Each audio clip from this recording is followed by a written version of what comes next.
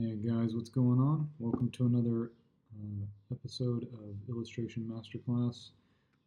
Today we're looking at the artist who did Guilty Gear. He was actually the creator of Guilty Gear, the game itself, but then he was also the character designer and the music composer. His name is Daisuke, and I'm not even going to try to pronounce his last name, but you can see it there in the title of the video.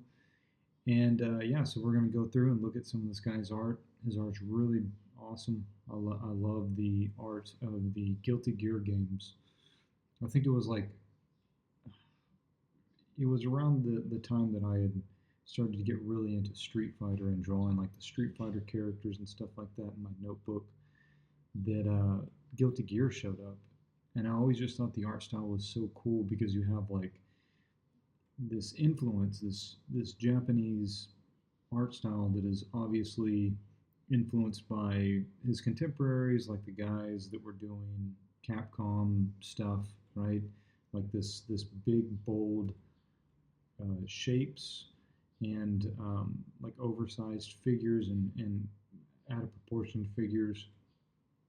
And I really enjoyed looking at that stuff. But I never really knew who the artist was until I saw him this morning. So when I saw his work, I knew I had to do a breakdown on his work. So, um, I mean, this is much more of an illustration than a character design. But there's so much going on just in this one piece, right? So you have, let's look at the diagonals here. You have this kind of line going up here, and you have this going here, and it's crossing over here.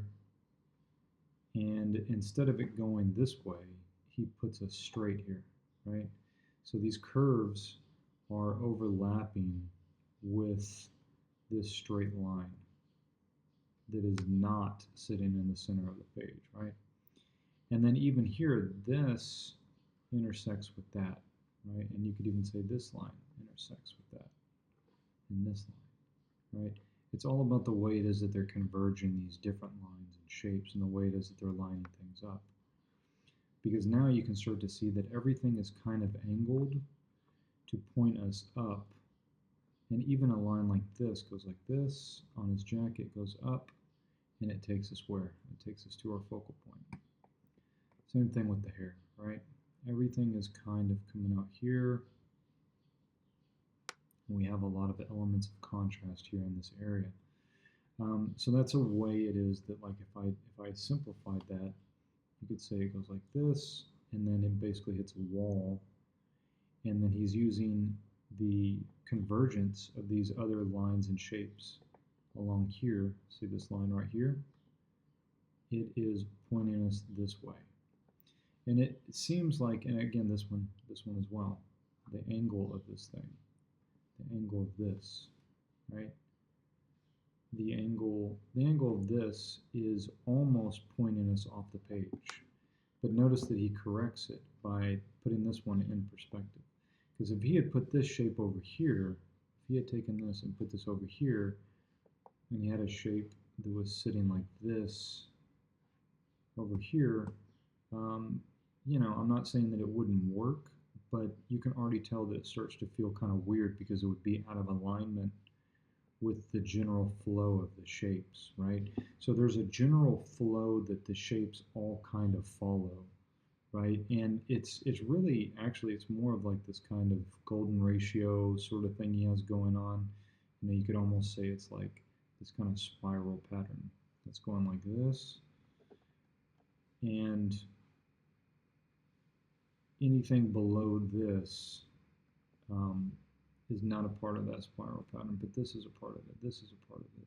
This, the lines here, there's this convergence of lines, and they all point to the face, right? So that's something that's very deliberate, right? Because if he had these same sorts of lines down here, then we would be looking at a different kind of drawing. Not that it necessarily wouldn't be good, but it changes the way it is that the image is organized. All right. This is an interesting one. To be completely honest with you, not everything jumps out at me at first, but you know, we can see these big white space shapes are basically like angles that are pointing us down. And where are they pointing us down? They're pointing us down towards her. And she has this kind of flowy hair, and this flowy hair is going towards him, right? Um, there's a good use of negative space around these figures, right? Notice his arm does not extend off of the page. Nothing on him extends off the page. It gets close to it, but it doesn't extend off the page, right? If he was cropped right where his hair was, the illustration wouldn't be as interesting. I mean, I just love the design of the characters. I think the designs of the characters are really cool, really neat. Um, you know, you can see elements of other things that I've talked about in previous episodes here. You know, you have repeating patterns, you have repeating shapes. You know, you have these repeating shapes down here with these X's and these lines on the legs, which are obvious. You know, but outside of that, you have what is otherwise a very petite girl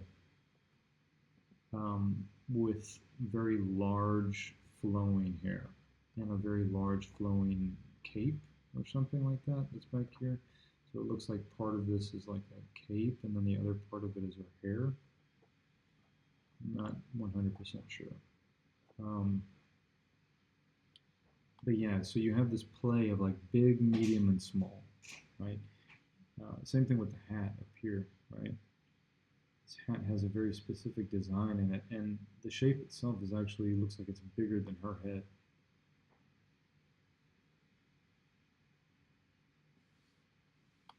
This one, I love this. Again, he has a really nice way of like organizing shapes and organizing things that kind of have this flow to them, right? Like you have this kind of flow that just every shape is kind of all pointing to the convergence of these shapes is all pointing us to the head, right? And you could say the shapes down here are basically drawing a box around that.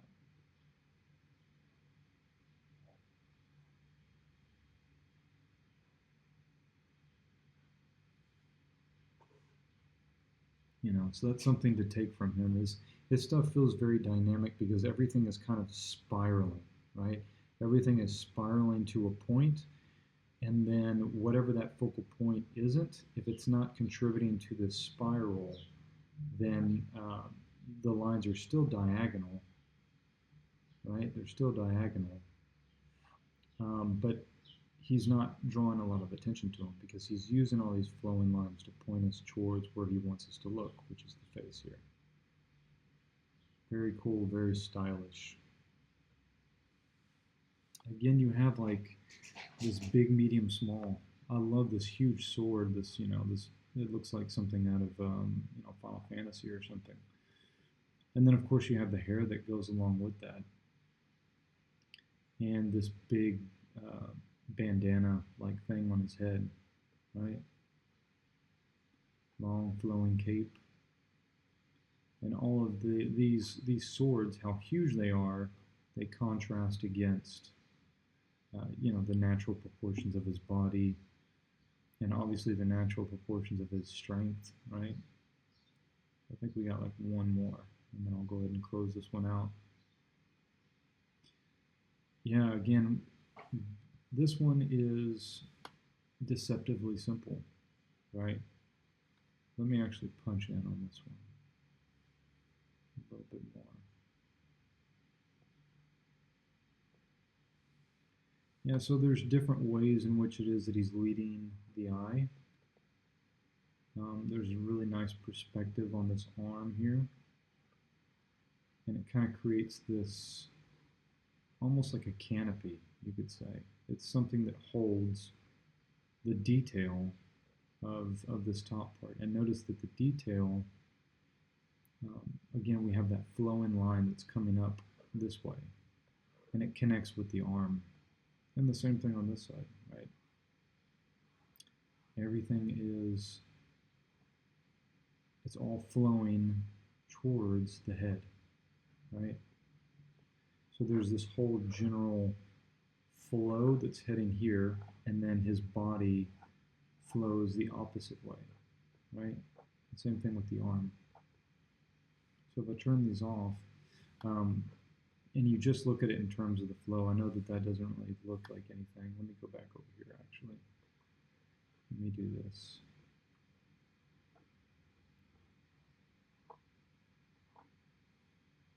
All right, so there's a YouTube channel that I'm going to make mention if I remember, and I'm going to link it to it in the description box. This guy who teaches, his name is, actually I can't remember his name, but he is a, he teaches a YouTube channel called Force Drawing, and he talks a lot about flow in his um,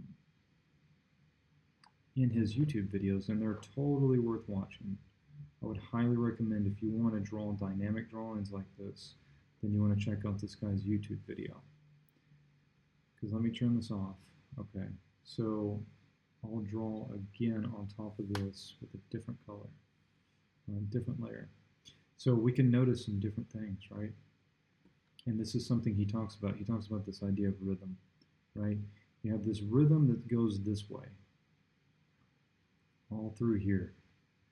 And eventually it's going to hit a stopping point, which you could say is the shoulder and you could say is the back, right? And then it switches and it goes the opposite direction. And then you could say it switches again. So there's this back and forth kind of rhythm between these different forms and how it is that they flow. And you can see that in the way it is that he converges the lines, right? Like it's very, very dynamic. It's very flowy, right? So you have these lines that are going here, and then this is hitting this wall, and then it's curving this way and going towards the bottom of the page. And you could say the same thing here, right?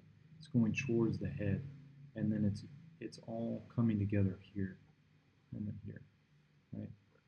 And you could say this is going up as well. All right, guys, that's all it is that I got for you this week. If you like these videos and there's an artist it is that you would like for me to break down his work, please leave a comment in the description box below, and I'll take a look at their work. Otherwise, thank you for watching, and take care.